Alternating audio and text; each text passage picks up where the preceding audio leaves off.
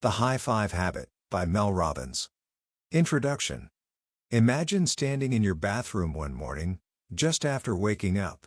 You catch your reflection in the mirror, and before you can even think, a wave of negativity washes over you. Ugh. Maybe you notice the dark circles under your eyes, the way your hair looks, or a dozen other tiny things you decide aren't quite right. Your mind starts listing all the pressures of the day ahead. Deadlines, emails, family needs, worries about the future. You feel overwhelmed before you've even had your first cup of coffee. Does that sound familiar? For so many of us, this quiet, constant self-criticism is the background noise of our lives. We are often our own harshest judges, picking ourselves apart in ways we would never dream of doing to a friend. We cheer relentlessly for our favorite sports teams, celebrate the successes of friends and family, and offer encouragement to strangers. Yet when it comes to ourselves, we withhold that same kindness, that same support. What if there was a simple, almost absurdly simple way to change that? A habit so small it takes less than 5 seconds, yet so powerful it could fundamentally shift the most important relationship you have? The one with yourself? That's the promise of The High Five Habit by Mel Robbins. Mel, already known worldwide for her international bestseller The 5-Second Rule, stumbled upon this habit during one of those very yuck moments in her own bathroom. What started as a spontaneous, almost unconscious gesture, raising her hand to high-five her reflection, sparked a personal transformation and ignited a global movement. This isn't just another self-help book filled with positive affirmations you might not believe. Mel dives deep into the science behind why this simple action works, exploring neuroscience, psychology, and real-world results. She shares deeply personal stories, not just of her successes, but of her struggles, moments of crippling anxiety, self-doubt, failure, and fear, making her insights incredibly relatable and trustworthy. The High Five Habit has resonated with millions, becoming a phenomenon because it addresses a fundamental human need: the need to be seen, supported, and celebrated, starting with ourselves. So, lean in for a moment. By the end of our time together today, you'll understand the surprising power locked within a simple high five to yourself. You'll discover how to reprogram the critical voice in your head, build genuine self-love and confidence from the inside out, and learn practical tools to navigate life's inevitable challenges, jealousy, guilt, fear, setbacks, with a newfound sense of resilience and optimism. This is about more than just feeling good. It's about taking control of your life, one simple habit at a time. Are you ready to learn how to become your own biggest cheerleader? Let's begin. Book summary. It started, as many profound discoveries do, in a moment of quiet desperation. Mel Robbins found herself standing in her bathroom, feeling the weight of the world.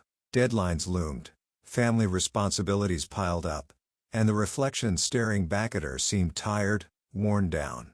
The usual barrage of self-criticism began, nitpicking her appearance, lamenting her perceived shortcomings. It was a familiar pattern, one that left her feeling overwhelmed and alone.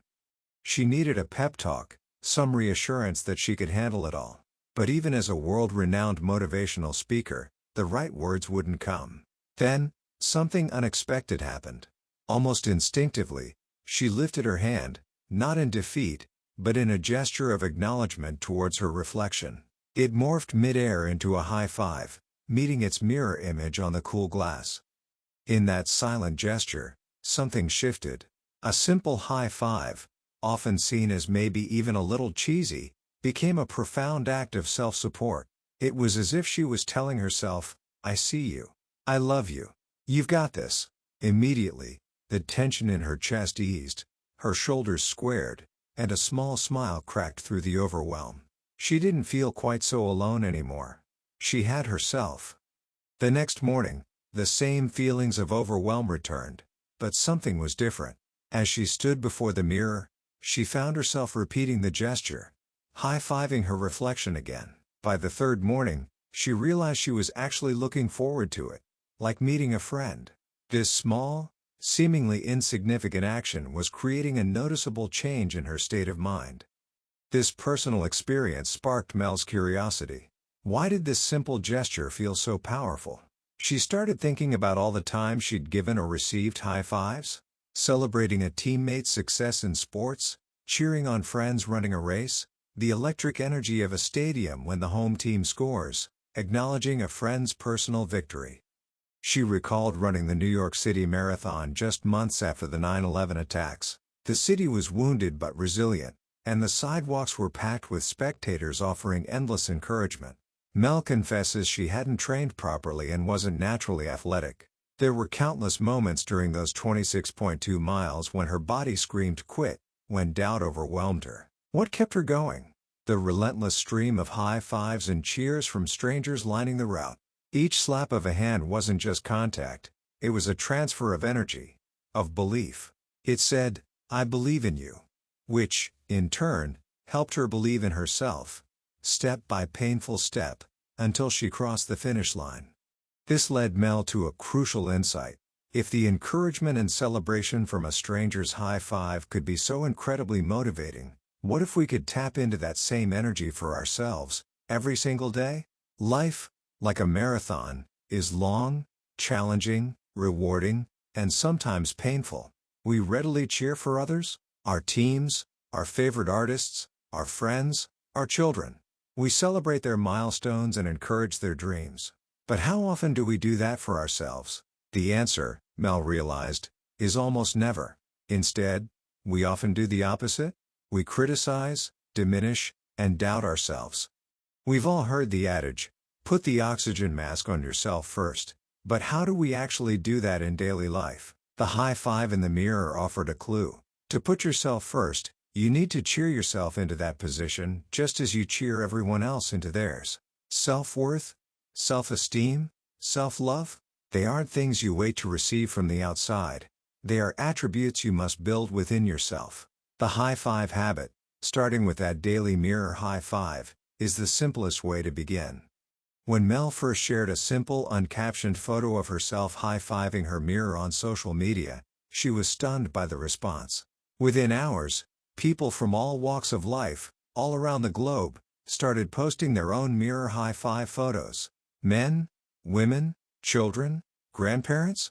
A spontaneous movement began. One particularly powerful image came from a woman in a domestic violence shelter, a poignant reminder that even in the darkest circumstances, you still have yourself, and that acknowledgement costs nothing but offers priceless validation. This viral response confirmed Mel wasn't alone in needing this simple act of self-recognition. It prompted her to dig deeper into the science. Why is this so potent? First, she discovered through conversations and her own experience that it's nearly impossible to hold a negative thought about yourself while genuinely high-fiving your reflection. Try it. As you raise your hand in that universal gesture of celebration, your mind simply cannot simultaneously entertain thoughts like "I look terrible" or "I'm a failure." Your lifetime of positive association with the high five, celebrating success, offering encouragement, expressing belief, instantly overrides the inner critic. Your subconscious mind flips into a positive mode. Second, the act itself snaps you into the present moment. You can't give a proper high five while mentally running through your to-do list or worrying about the future. It requires focus, intention. That habit of morning worry gets interrupted, replaced by a moment of self-validation. I see you. I believe in you. I'm here with you. This moment of intentional reflection is more powerful than it seems. Research from institutions like Harvard Business School shows that taking even brief moments to reflect improves performance, motivation, and effectiveness. The high five habit provides this structured moment, shifting your focus from the external demands of the day back to yourself. How do you want to show up? Who do you want to be? The motivational power of the high five is backed by compelling research. One study with school-aged children completing difficult tasks found that a simple high five was a more effective motivator than praising their innate traits. "You're so smart," or even their effort, "You're working hard." Why? Researchers concluded that praise for traits can create pressure, and praise for effort, while good, is still somewhat passive. A high five, however, is a shared celebration. It's active, energetic, and communicates genuine pride and encouragement.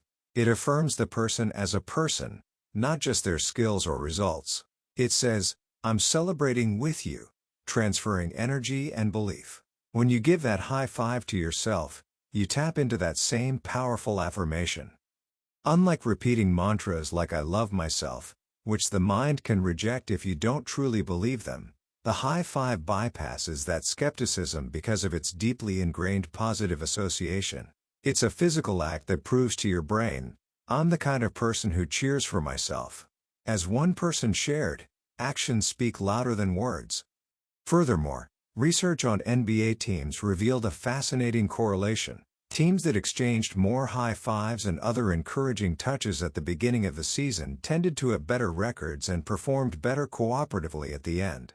The physical contact built trust, communicated support "I've got your back," boosted confidence, and fostered a belief in collective success.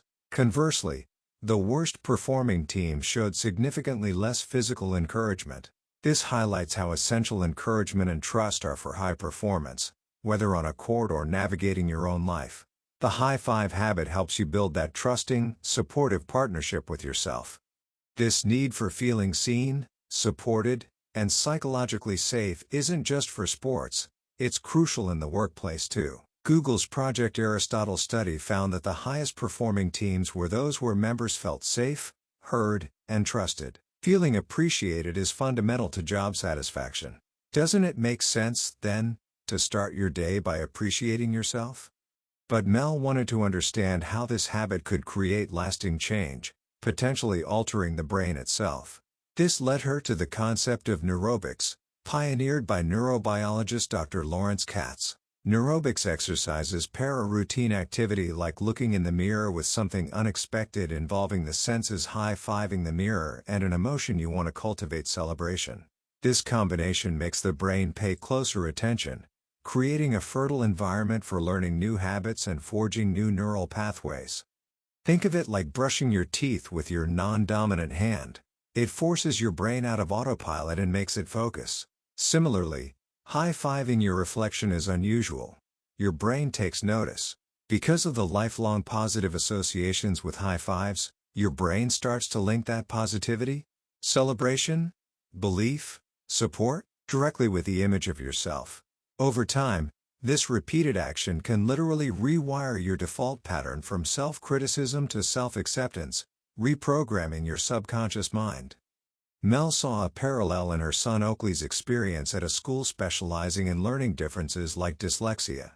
The school used neurobics interventions, like having students touch lights on a board using the opposite hand, left hand for right side, right hand for left side, to stimulate new neural pathway development and connect the brain's hemispheres. The high five habit works similarly, combining an unusual physical action with a deeply embedded positive association to forge new, more supportive mental connections regarding yourself.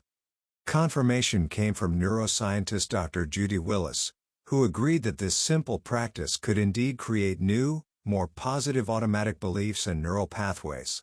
This is crucial because, as Mel emphasizes, whatever you think repeatedly becomes your subconscious default. For many, that default is negative. "I'm not good enough. I always mess up. I'm ugly." The high five habit offers a practical way to reprogram that default towards self-kindness. And kindness, it turns out, is key. Research suggests that self-acceptance and being kind to yourself are the single most important predictors of happiness and life satisfaction, more impactful than exercise, trying new things, or even kindness to others. Yet, it's often the habit we practice the least. We might push ourselves to adopt healthy habits but beat ourselves up mentally the entire time, undermining our efforts. Why are we so hard on ourselves? Often, it's learned behavior. We may have grown up with parents who were critical of themselves or practiced tough love. These patterns get absorbed unconsciously. But Mel stresses that being tough on yourself is counterproductive. It doesn't motivate, it shuts you down. True change comes from practicing acts of kindness towards yourself, daily.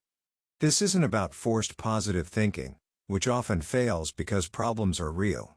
You can't just tell yourself a horrible situation is awesome. That's toxic positivity. Life throws real challenges at us: trauma, inequality, loss, illness. The The high five habit doesn't erase these difficulties. It changes you, making you better equipped to face them. It helps you cultivate the resilience, love, and support you need from yourself.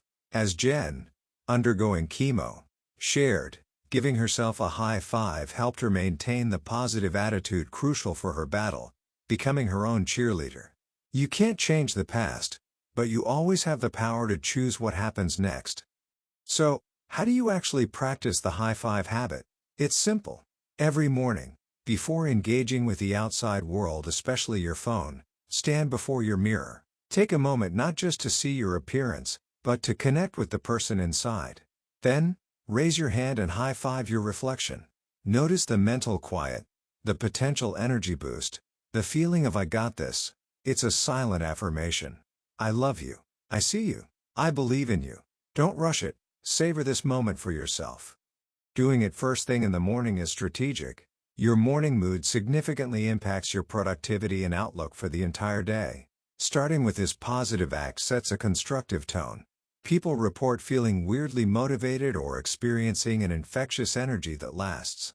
It also teaches you to prioritize yourself from the moment you wake up, countering the tendency to immediately focus on others' needs. You don't have to physically smudge the mirror if you don't want to. The intention matters more than the exact execution.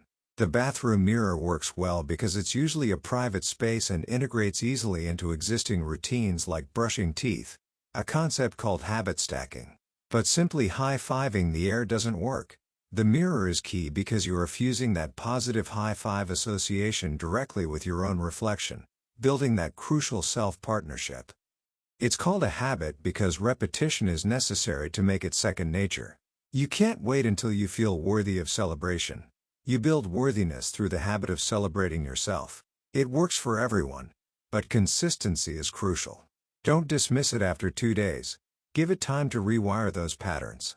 As Lisa shared, even her 9-year-old daughter felt the positive impact immediately. This isn't about replacing high fives for others. You likely do that already.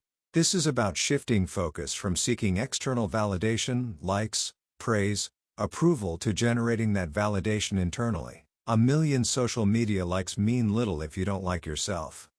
It's normal if the act brings up unexpected emotions. Some people cry, feeling a soul-deep recognition they've long craved. Others might feel initial exhaustion followed by release and energy. Some feel giddy or even blush. Allow whatever feelings arise. The simplicity is its strength. Because it's easy, you're more likely to do it consistently, and that consistency builds confidence. This isn't about trusting Mel Robbins, it's about learning to trust yourself. During tough times, like facing illness or setbacks, the high five doesn't solve the problem, but it provides crucial self-encouragement and support, reminding you of your strength and resilience. As Lauren, a single mom who faced immense loss, found, the high five became a daily reminder of her worthiness and strength, inspiring her daughters too. What if you don't feel like doing it? Do it anyway. Feelings follow actions. Pushing through resistance is how you build the life you want. Sometimes resistance comes from deeper beliefs, like Paula's painful admission of resenting self-love in others because she felt unworthy herself, trapped by the fear of failure. The high five is the first step in breaking these limiting patterns. You don't need to wait for a big win to celebrate. Encouraging yourself along the way, through wins and failures, builds confidence faster than any external achievement. Even if your self-esteem feels low right now, especially then, you need and deserve this act of self-support. Perceived failures are just lessons, forging resilience and wisdom. To help make it stick, Mel created the High Five Challenge. Commit to high-fiving your mirror for just 5 days. By signing up for free at highfivechallenge.com, you join a global community doing it together, receiving daily video pep talks from Mel and mutual support. This community aspect leverages the power of social support in building new habits. Even after just 5 days, people report feeling a significant shift, feeling healing and transformation begin. The Mirror High Five is just the start. The book explores many other ways to integrate this supportive, celebratory attitude into your life. It's about fundamentally changing your relationship with yourself, replacing self-criticism with self-acceptance, which ripples out to improve every aspect of your life. But why is it often so hard? Why do we default to self-criticism? Mel shares a poignant text from one of her daughters. "How do I not feel like the ugliest girl at the bar every time I go out?" It breaks a parent's heart, because no amount of external reassurance, listing achievements, praising character, offering compliments, can override someone's internal belief about themselves if it's negative. Our brains often reject external validation that contradicts our deeply held self-perception. What we tell ourselves, repeatedly, becomes our reality. If you believe there's something fundamentally wrong with you, the idea of celebrating yourself feels foreign, even uncomfortable, like receiving a compliment you can't accept.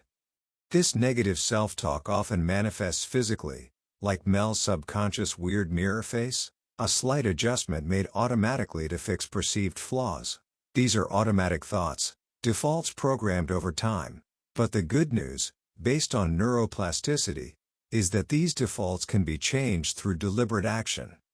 Mel's daughter couldn't pinpoint when her negative self-image began. It felt like it was always there, tied to feeling bigger than her friends. This self-rejection is incredibly common, with studies showing a vast majority of women are unhappy with their bodies. Constantly focusing on what needs fixing is the opposite of a high five. There are crucial reasons to shift this pattern. First, focusing on what's wrong makes change feel like punishment and hinders progress. Diets often fail because they reinforce the feeling of inadequacy. Second, self-hatred doesn't motivate. It demotivates. True change comes from a place of self-love. I deserve to feel better, so I will take steps to care for myself. Third, the more you repeat a negative belief, the more your brain filters reality to find evidence for it, keeping you trapped. The battle isn't with your body or circumstances. It's with self-rejection. Change must start from love. The high five habit helps cultivate this loving kindness towards yourself. People like Nina, after just 5 days, found themselves grinning at their reflection instead of hiding.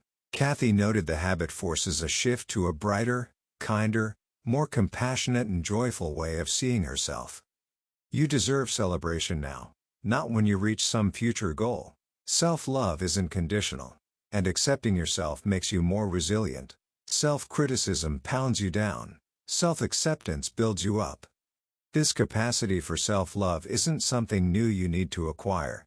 It's your birthright. As babies, we delight in our reflection, full of uninhibited self-appreciation.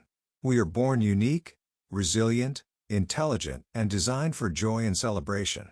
Think about learning to walk. Babies fall constantly but keep trying, fueled by innate tenacity, not self-criticism. That resilience is still within you. A stranger's high five feels good because it taps into that core part of you that remembers how it feels to be celebrated. So, what happened? Life happened.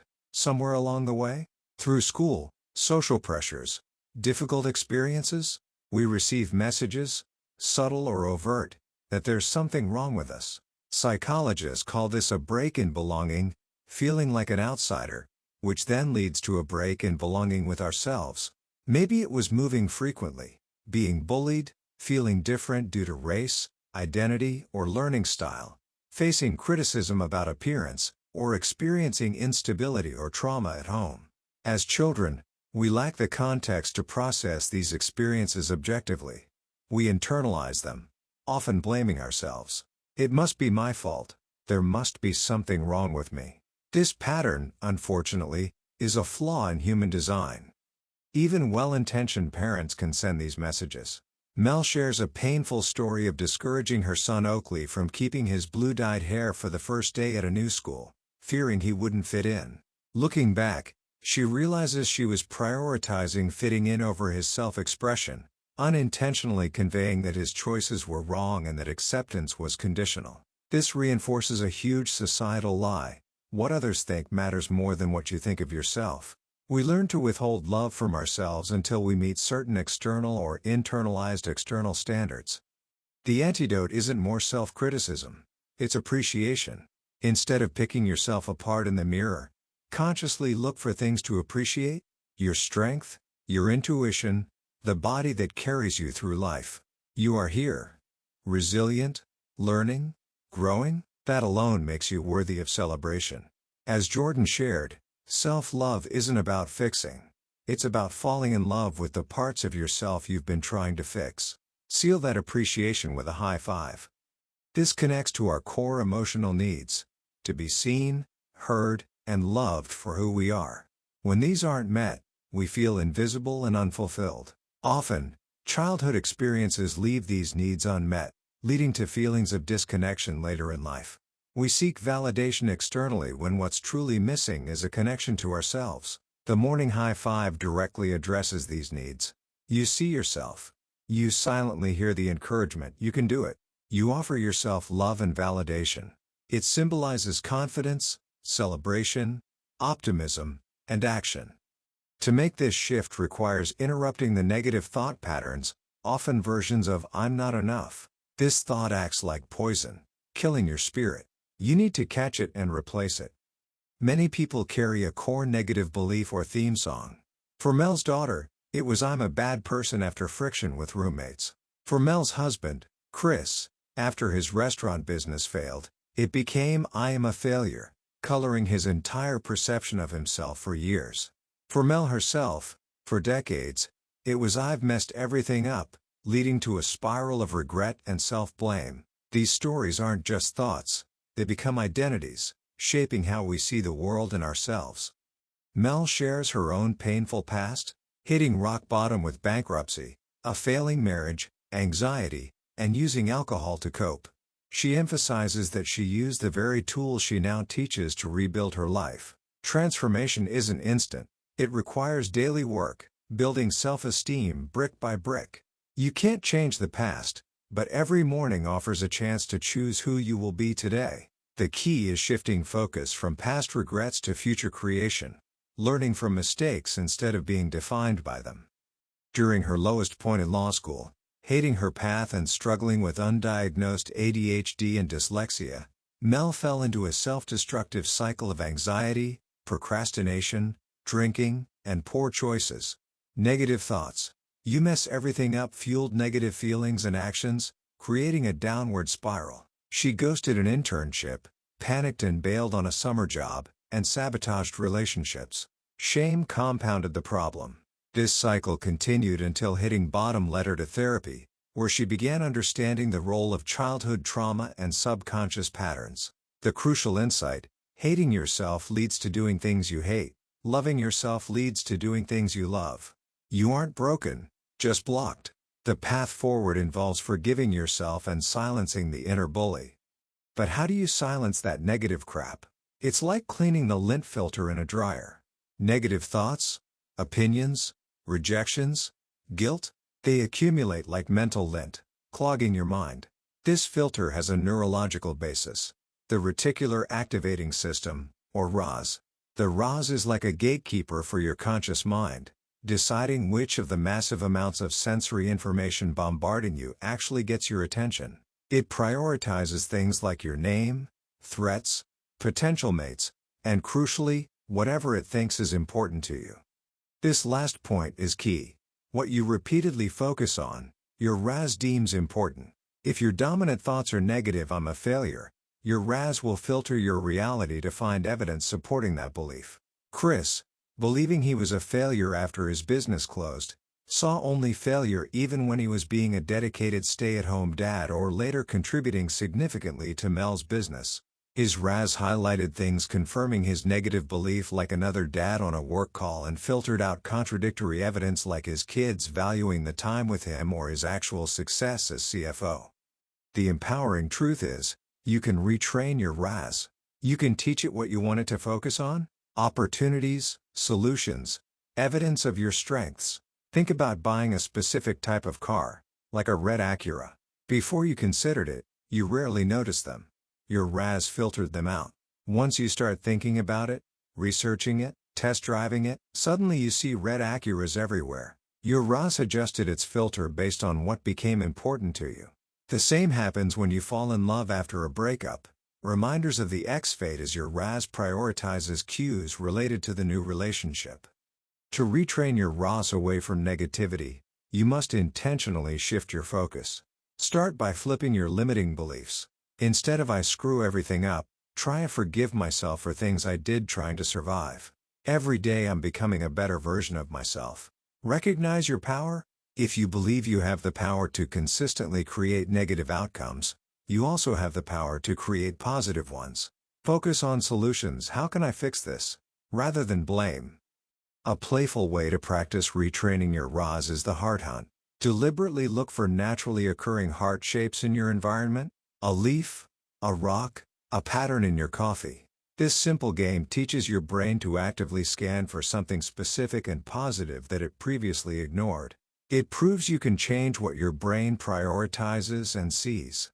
If you find yourself skeptical or thinking it's stupid, that resistance itself is blocking your RAS. Approach it with an open mind. Assume each heart is a little sign meant just for you, a connection to something larger. This builds mental flexibility and optimism. Once you've practiced seeing the world differently with hearts, you can apply that skill to your negative beliefs. Mel offers a 3-step process. 1. Interrupt the thought. As soon as a negative mantra "I always screw up, no one loves me" arises, mentally swat it away with the phrase, "I'm not thinking about that." This redirects your RAS and asserts your control over your thoughts. It takes practice. You might be surprised how often you need to say it initially. Your negative voice hates being interrupted. 2. Create a meaningful mantra and make it visual. Replace the negative thought with a new belief that feels believable now.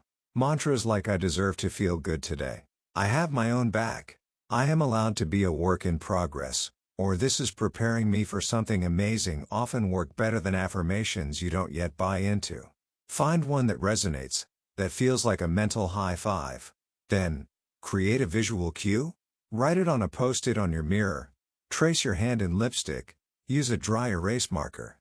Research shows unexpected cues placed where the habit occurs significantly increase follow-through. Act like the person you want to become. This taps into behavioral activation therapy. Actions change beliefs faster than thoughts alone. Your brain needs to see you acting in accordance with the new belief. If you want to be a musician but feel self-doubt, act like a musician. Write songs, post them, play a gig, even if you're scared. If you want self-love, act lovingly towards yourself. Appreciate your body. Make healthy choices out of care, not punishment. High-five yourself. Getting involved in service to others also helps shift focus and build self-worth. Christine, a health coach, beautifully integrated these steps, putting her mantras "You're improving every day. I'm proud of you" right on her mirror to reinforce them during her daily high-five, finding it easier to then act in self-loving ways. These tools aren't just for general self-improvement, they are essential for navigating specific emotional triggers that derail us. Mel tackles several common ones. Jealousy. Often seen as negative, jealousy is simply blocked desire. When you feel jealous of someone, their success, their lifestyle, their relationship, it's a sign pointing toward something you want. Instead of letting it make you feel inadequate or resentful if they have it, "I can't," flip it. "Their success is proof that I can have it too." Use jealousy as a navigation tool. Lean into it. What specifically are you jealous of? Reach out to the person you envy and learn from them. Follow accounts that inspire you. Taking even one small action toward the desired thing transforms jealousy into inspiration. Mel shares her own jealousy of friends with successful podcasts, realizing it was a clear signal for her next career step, blocked only by her own limiting beliefs. "I'm too late." By analyzing the jealousy and taking action, making a plan, reaching out for advice, the negative feeling dissipates, replaced by energized forward motion. Guilt. This powerful emotion often holds us back, like reins on a horse, because we fear disappointing others or facing their negative reactions. Mel argues that guilt is self-inflicted, tied to our values and fear of upsetting people. People-pleasing isn't about being nice. It's often about manipulating others' perceptions to avoid discomfort. Mel tells the hilarious yet poignant story of keeping an antique pool table, a gift from her beloved father, in her much-needed office space for years, paralyzed by the fear of disappointing him if she moved it. The breakthrough came from flipping the belief: people can be disappointed in you and still love you. Having the difficult conversation was painful, and yes, her dad was disappointed and her mom still makes sarcastic comments, but honesty about her needs was necessary and ultimately preserved the loving relationship. Guilt is particularly prevalent among women, often passed down generationally. Distinguish between productive guilt motivates positive change, like apologizing for a mistake and correcting it, and destructive guilt, or shame I did something bad versus I am bad. Shame paralyzes. A powerful antidote is to stop apologizing excessively for your needs or choices and start saying thank you instead. I'm sorry I'm late becomes thank you for your patience. I'm sorry I need help becomes thank you for your support. This shifts the focus to appreciation, acknowledges the other person, and reclaims your power by validating your own needs. Saying thank you is, in essence, a high five to both yourself and the person supporting you. Procrastination and perfectionism. These aren't character flaws. They are usually masks for fear of failure, fear of not being ready, fear of judgment. Mel shares the story of Eduardo, an Uber driver dreaming of becoming an Oscar-winning actor but stuck driving in Dallas, paralyzed by practicality's $700 savings and the belief that it's not the right time. People often see obstacles Eduardo or opportunities Mel in the backseat based on their RAS filtering. Overthinking and waiting feel safe but are forms of self-torture, slowly killing dreams.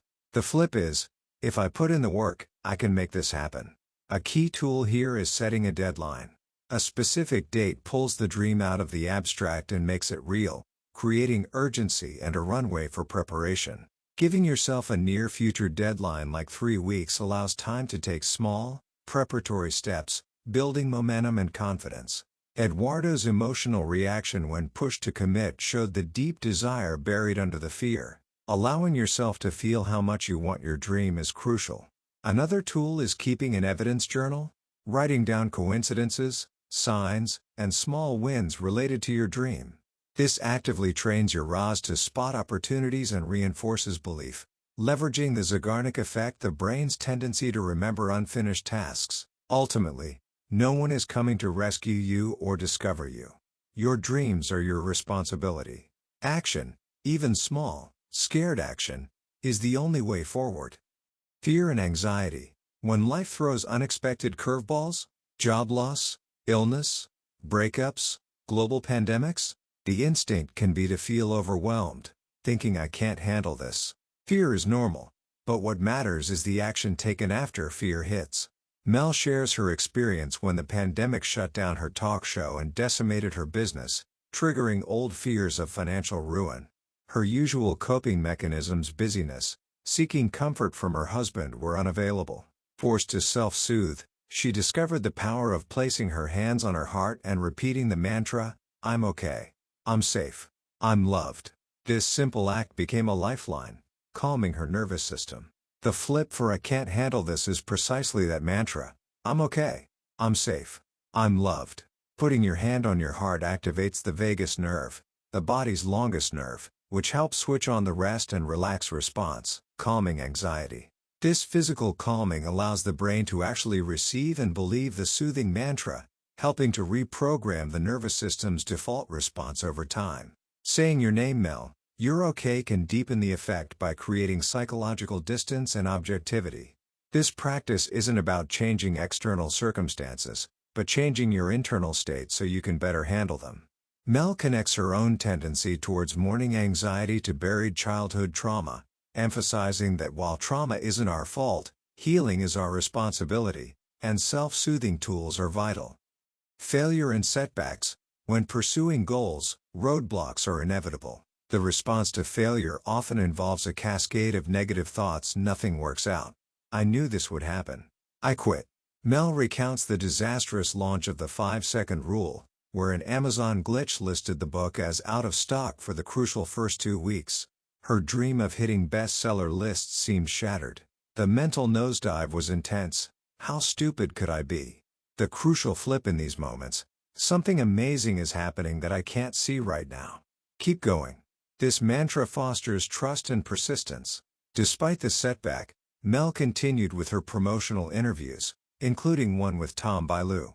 Feeling immense pressure and anxiety complete with pit stains and stress diarrhea, she nearly froze.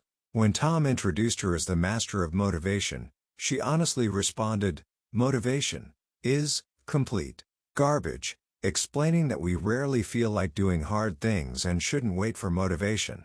This candid moment went viral.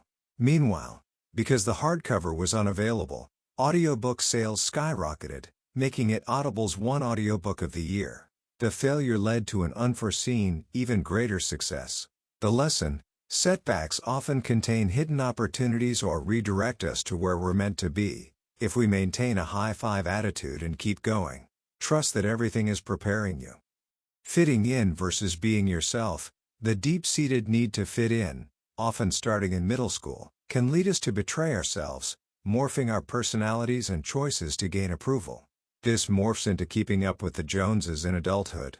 Not feeling like you belong, whether due to external circumstances or internalized criticism, creates anxiety.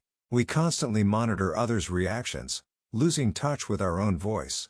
Women, often trained to play roles good daughter, wife, employee, can particularly struggle. Mel uses the absurdly stressful example of high school girls claiming prom dresses months in advance, fearing social backlash for similarity, to illustrate how deeply ingrained these social rules and the anxiety of breaking them are. The core issue is prioritizing "will they like me?" over "do I like me?" Honoring your feelings over others' opinions is crucial, while allowing others space for their reactions without internalizing them. Your relationship with yourself is the foundation. Insecurity within leads to insecurity in relationships. Mel shares her early insecurity about being a life coach, projecting her own fears onto others' reactions. The realization: the judgment was primarily internal. The flip: my happiness is more important than what anyone else thinks about it. Catherine's story of staying in an unhappy marriage for years due to fear of judgment highlights this struggle. The turning point was realizing those whose opinions she feared weren't living her life or easing her pain. Choosing her own happiness, despite potential disapproval, led to freedom and a fulfilling new life chapter. If a situation doesn't feel like a high five, it signals a need for change. Belief and manifestation. Mel delves into the woo-woo with the story of a painting she fell in love with as a college senior. Despite having no money $3,000 price tag, she felt a deep, inexplicable knowing. Someday I will own this painting. This unwavering belief, revisited over years, kept the desire alive in her subconscious, an example of the Zeigarnik effect. Her mind stayed open to the possibility. Visualization played a role, but crucially, Mel visualized the process, working hard, saving money, the steps involved in acquiring it. This aligns with research. Visualizing the effort and small steps, not just the end result, is what effectively trains the brain and nervous system for action and makes goals more achievable. If you want to run a marathon, visualize lacing up shoes in the cold and running in the rain, not just crossing the finish line. A decade later, a confluence of events: birthday money, a call to the gallery, connecting directly with the artist, Gal Shepard, led to a miraculous outcome. Gal revealed she had painted a nearly identical sister painting at the same time, kept it in storage inexplicably for years, and felt it was waiting for Mel. Mel acquired it for a fraction of its value. The story underscores the power of holding a belief, keeping the mind open, visualizing the process, and trusting that your mind and perhaps the universe conspires to help you when you truly commit. The painting now hangs in her kitchen, a reminder that seemingly impossible things can happen when belief meets action and openness. This journey, Mel reveals, led her unexpectedly to Vermont. Initially resisting her son's desire to move there, "That's where people go to retire," a startlingly accurate message from a psychic medium channeled through her deceased father-in-law. "Listen to your son" changed her course. The move forced a slowdown, bringing her face to face with insecurities about success outside a big city and her habit of outrunning anxiety through busyness. Vermont became the backdrop for applying all the high-five tools: settling the nervous system, high-fiving the heart, clearing the mental filter, high-fiving the mirror, trusting the process. She realized she is her own beacon. The feelings of happiness and fulfillment must be generated internally, not sought externally. Life connects the dots, often in ways we don't foresee, preparing us for what's next. To integrate all these lessons, Mel proposes the high-five morning routine. 1. Get up when the alarm rings. Keep the promise to yourself. No snooze. Put yourself first. 2. Say I'm okay. I'm safe. I'm loved. Hand on heart. Center yourself before the world intrudes. 3. Make your bed. A gift to your future self, an act of discipline. 4. High five the mirror. Celebrate yourself. 5. Put exercise clothes on. Lower the bar for action. Just getting dressed is a win. 6. Dream in the morning journal. Use a structured journal like Mel's free template to do a brain dump, then write down 5 things you want, big or small. This trains your RAS. This routine isn't just about productivity, it's about quieting the nervous system, focusing the mind, building confidence through small wins, and aligning your daily actions with your deeper desires. It's about creating, from the moment you wake up, a high five life. Commentary. What Mel Robbins offers in the High Five Habit is deceptively simple, yet profoundly transformative. At its core, it's a call to fundamentally shift the way we relate to ourselves.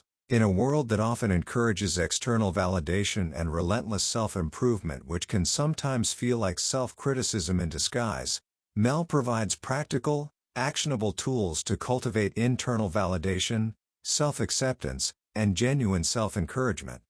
The brilliance lies in the habit itself, the mirror high five. It's physical, it's quick, and it cleverly bypasses the mental roadblocks that often derail positive affirmations. It leverages decades of ingrained positive associations with the gesture, effectively hijacking our subconscious programming for our own benefit. It's a moment of acknowledging yourself, not for what you've achieved, but simply for being you, for showing up to another day.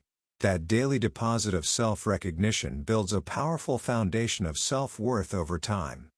Beyond the mirror, the book expands this concept into a holistic approach, learning to high-five your heart to calm anxiety, flipping negative beliefs into empowering mantras, using jealousy as a compass for desire, replacing guilt-driven apologies with gratitude, setting deadlines to overcome procrastination. These aren't just tricks. They are ways to retrain your brain and nervous system. The exploration of the reticular activating system (RAS) is particularly empowering, demystifying why our focus shapes our reality and giving us agency to consciously direct that focus towards what we truly want. Mel's vulnerability in sharing her own struggles with anxiety, failure, self-doubt, difficult relationships, makes the message deeply authentic. She isn't preaching from an untouchable pedestal. She's sharing what worked for her when she was metaphorically and perhaps sometimes literally on the bathroom floor. This relatability makes the advice feel achievable. For anyone navigating the often turbulent waters of adolescence and young adulthood, the pressure to fit in, the sting of comparison amplified by social media, the fear of failure, and the weight of self-criticism can be overwhelming. The High Five Habit offers a practical antidote. It teaches you that the most reliable source of support, encouragement, and belief doesn't come from external validation, but from within. Learning to be your own cheerleader isn't selfish. It's essential for building the resilience needed to navigate life's challenges and pursue your dreams. So, what can you do today? Try the mirror high five. Tomorrow morning, just try it. Stand there, look yourself in the eye, and raise your hand. See how it feels. Commit to the 5-day challenge Mel offers. Practice the heart high five. The next time you feel a wave of anxiety or stress, place your hands on your heart, breathe, and silently repeat, "I'm okay, I'm safe, I'm loved." Notice the calming effect. Catch and flip one negative thought. Pay attention to your self-talk today. When you catch a familiar negative loop, interrupt it. "I'm not thinking about that," and replace it with one of the meaningful mantras, like "I'm allowed to be a work in progress" or "I have my own back." This isn't about becoming perfect overnight. It's about starting a practice, a relationship with yourself built on kindness, encouragement, and celebration. It's about recognizing that you are worthy of a high five, right now, exactly as you are. That was a glimpse into the core ideas of the High Five Habit by Mel Robbins. We've journeyed through the science, the stories, and the simple practices that form the heart of this powerful book. But hearing about it is one thing, experiencing the shift yourself is another. A summary can offer a map, but it can't replace the journey of reading. If the idea of silencing your inner critic, building genuine confidence, and learning to truly support yourself resonates deep within you, then consider picking up a copy. The real transformation often happens in those quiet moments with the book, when a particular story connects, or a simple phrase lands just right, illuminating something within you. This summary aims to help you decide if this journey is for you. If it feels right, the full experience awaits, and it truly has the potential to change how you greet yourself in the mirror each morning, and ultimately, how you live your life. You can find a link to the book in the description below. Also, if you found value in exploring these ideas together today, a simple click on the like button and subscribing to Billionaire's Bookshelf helps us continue bringing summaries of impactful books to you. Let's keep learning and growing together, one book at a time. Thank you for listening.